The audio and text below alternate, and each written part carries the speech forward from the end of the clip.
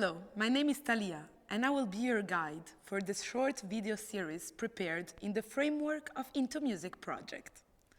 This video will offer you a general overview of various digital tools that can be used by you and your students for music creation in the classroom. In other words, tools that can inspire and motivate students to compose and play their own music. The famous German composer Arnold Schoenberg once said, "The teacher must convince his students that the study of composition will not make them experts or acknowledged judges, that its only purpose is to help them understand music better, to obtain that pleasure which is inherent in the art." Of course, Schoenberg was not talking about elementary or high school students, but the same principle can be applied to all ages and all levels of familiarity with music. Here at intoMUSIC, we believe that creative music making must be at the very center of every child's music education. I am sure that all of you have observed repeatedly the joy, the delight, enthusiasm, dedication that children and adults exhibit when given the opportunity to improvise and compose music. No matter what your skill level in technology, you already have the most important skills to teach music composition. You probably are a musician. Remember, you are music educators, and you teach first and foremost music.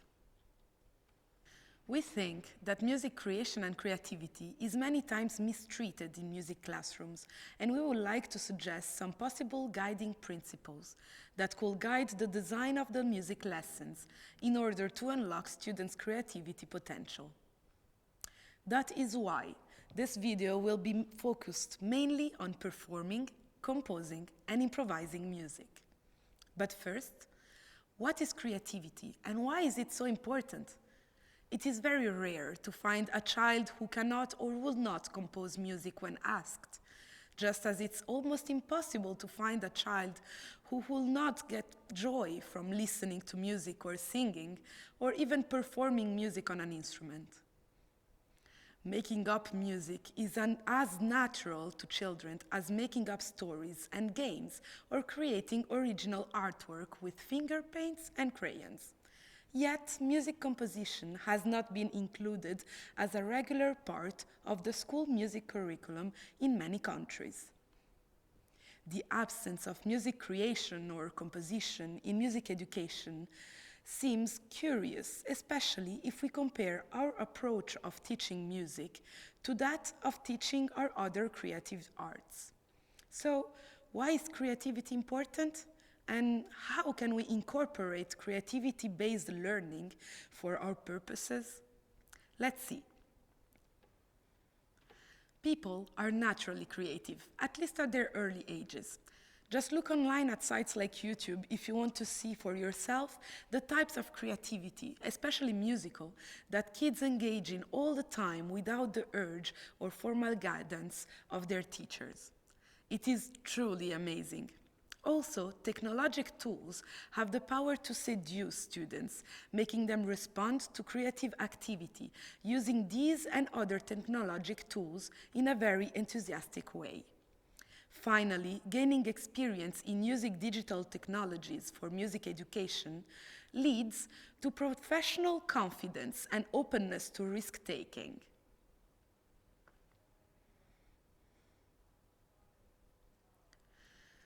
Many writers have examined the various elements of the musical curricula.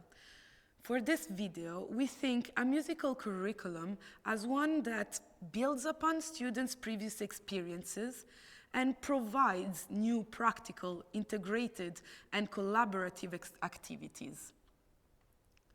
This perspective seeks to emphasize the idea that musical experience is something that all people have. A musical curriculum for music creation engages all students in doing music, making it, creating it, and responding to it. At the same time, music education in schools should flow from the key concepts outlined in the statutory content of the curricula documentation. Pupils' knowledge, skills, and understanding in and of music depends upon these concepts or aspects of music: integration of practice, cultural understanding, critical understanding, creativity, and communication. One useful way of thinking about these concepts is to draw on Christopher Small's proposal that music should be viewed as an act and not a thing. The act of musicking focuses on performing, not the performance, composing and not the composition, and listening, not the sound. He suggests that the term musicking could be used to describe every meaningful act related to music. In a Western classical context, this could include performers, concert organizers, the audience, and even program sellers. This is helpful because we can begin to see the relationships between the many different aspects and key concepts. When children compose meaningful music, they are involved in a dialogue between the individual, as composer and listener, the emerging work, and the culture and setting in which the transaction takes place. Our objective for this video is to stimulate your creative thinking about teaching basic musical concepts through the creative process of music creation and composition. The applications, lessons, and projects that will be presented are resources with which learning and creating music can be accomplished. We will now proceed with presenting a number of digital technologies that we believe can assist music educators in their creative endeavors, starting from some applications for mobile devices. As explained in our introduction video, mobile technologies offer a way to make links between students' musical experiences inside and out of the classroom. Mobile technologies provide opportunities for individual and collaborative work, permit the integration of practical activities, and foster student motivation through positive interactions with the subject. The first application we are going to see is called Gestrument Pro, a gesture-based algorithmic composition and performance instrument for iOS. Gestrument is a musical interface that's explicitly built to be played on a touch screen. With Gestrument Pro, users are invited to create complex frameworks of musical rules and properties which they can play, improvise, and experiment freely within. In other ways, Gestrument Pro allows you to approach music making in an entirely new way. Next, we move on to TC11 Multitouch Synth. TC11 is a programmable modular synthesizer on the iPad and iPhone, controlled by multi-touch and device motion controllers. All synthesis parameters can be controlled by these two sources, allowing for countless unique patch configurations. By simply touching with one or more fingers on the iPhone or iPad, you will modulate different aspects of the sound. Next application is Impactor.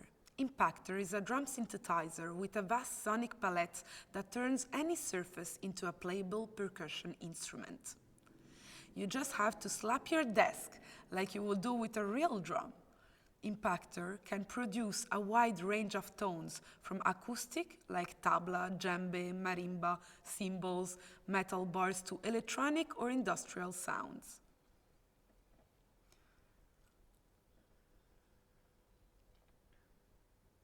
In our introduction video, we explained that web-based applications and platforms can be very helpful for the music classes, since they have broad applications which draw on the internet storage, communication, presentation, transmission, and search capabilities. The first application we are examining is called a QWERTY accordion. A QWERTY transforms any computer keyboard into a musical instrument. It makes it very easy for students to play diatonic chords and melodies. Best of all, every student can use this tool at home to practice and come to class prepared to share whatever it is they've been working on. Check how to integrate a QWERTY in your classroom in our dedicated tutorial. Next, Songmaker. Songmaker, a web app and the newest experiment in Chrome Music Lab, is a simple way for anyone to make and share a song. Many teachers have been using Chrome Music Lab as a tool in their classrooms to explore music and its connections to science, math, art, and more. They've been combining it with dance and live instruments. With Songmaker, you can create your own compositions on a loop, add, delete, or edit features as needed, then save them as files for you to refer back to later. This fun and imaginative tool lets you step into the role of songwriter, arranger, producer, and engineer. What better way to try on multiple creative hats, just like the recording artists do? Soundtrap is a cloud-based digital audio workstation, DAW, where you make music or any type of audio recording online. You can plug in your own instrument, use the software instruments available in Soundtrap, or just record the song directly with your computer microphone. Soundtrap is perfect for beginners and experienced creators alike. For educators, it has an excellent setup for a classroom environment to learn the fundamentals of mixing, as well as having many options that a more experienced engineer could use. Go check out how to use Soundtrap in your music classroom in our next video. Blockdust is a browser-based music sound synth maker.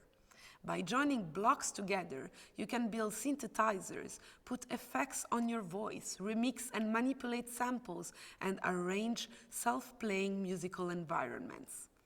Blockdust allows for the creation of synths, loops, effects, and self-playing environments. You can share what you make, and if you want, you can expand on other people's creations. Next in our list are two free-to-use sample libraries where teachers and students can find a vast amount of audio resources and clips for their music creations. By registering to FreeSound website, you get access to a huge database of audio, snippets, samples, recordings, blips, released under Creative Commons licenses that allow their reuse. FreeSound also allows to interact with fellow sound artists. Looperman is similar to FreeSound, with the added option to download tracks with acapellas, vocals, and spoken words. The free loops, samples, and sound listed on the website have been uploaded by other users, and if you're going to use any of these loops in your music, you're asked to leave some comments. Next, we are going to check out two very helpful softwares that can help teachers and students to unleash their creative potential. Soundplant is a live performance audio software that turns the computer keyboard into a versatile, low-latency, multi-track sample trigger and playable music instrument. The program was developed by Marcel Bloom, a coder, consultant, musician, and vinyl archaeologist based in New York.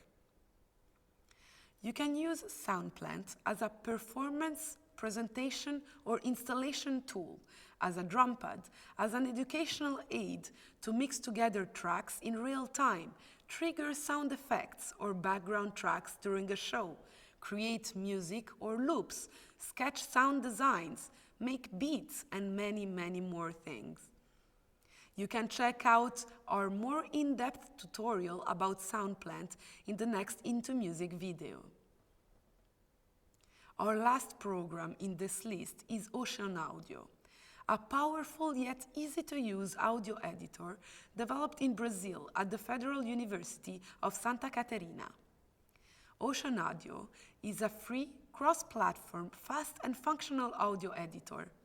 You can edit and analyze audio files without complications, while still having access to powerful features that will please more advanced users. It might not be as feature-packed as Audacity, but Ocean Audio is also excellent free audio editor for schools, podcasters, and home musicians.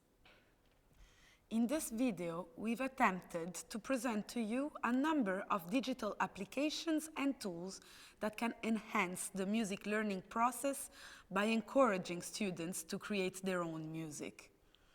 Our guiding principle is that there is value in having students produce music-based creative content in music courses. Creative projects in music class should be aimed at allowing for genuine, authentic expression rather than contrived academic expression.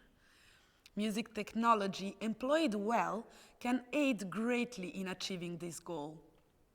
Analyzing and imitating models is part of the process of building a creative vocabulary and finding one's creative voice. Engaging students in creative projects has many educational benefits, including being ideally suited to teach musical topics often not addressed in conventional music learning scenarios. In the following videos, we will present you 3 specific digital tools that you can integrate in a lesson, in an exercise, or in the preparation of your class in order to stimulate your students' music creativity. Learn more on how to use Soundtrap, Aquartion, and Soundplant in our next video tutorials. What are the apps and digital tools that you use in your classroom to approach or teach music creation? Share your experience with us in the comments below. Thank you for watching.